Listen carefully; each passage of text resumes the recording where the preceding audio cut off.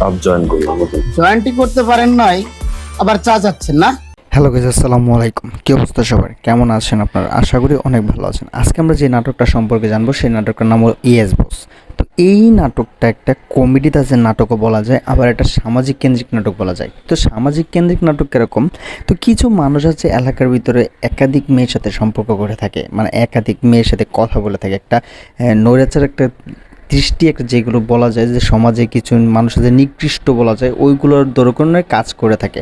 তো এই নাটকটার মধ্যে দেখা যায় মুশফিকার ফারহান এইগুলাকে দমন করে খুব কমিটির মাধ্যমে দিয়ে।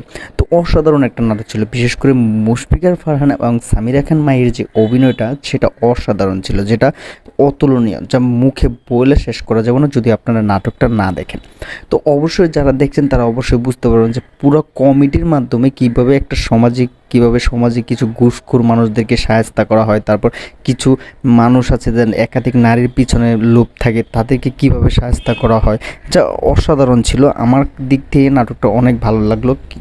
একটা দিক বলা যায় যে কমেডি দিয়েও যদি মানুষকে সাহায্য করা যায় বা সমাজের কিছু ময়লা মূত্রকে ধুয়ে ফেলা যায়, তাহলে সমস্যা কোন দিকে?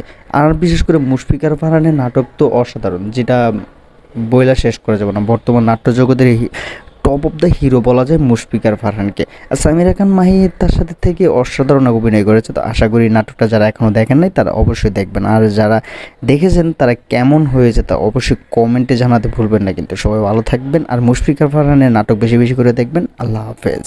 একটা মানুষ যদি 20 কাপ চা খায় তার কি বেঁচে থাকা সম্ভব?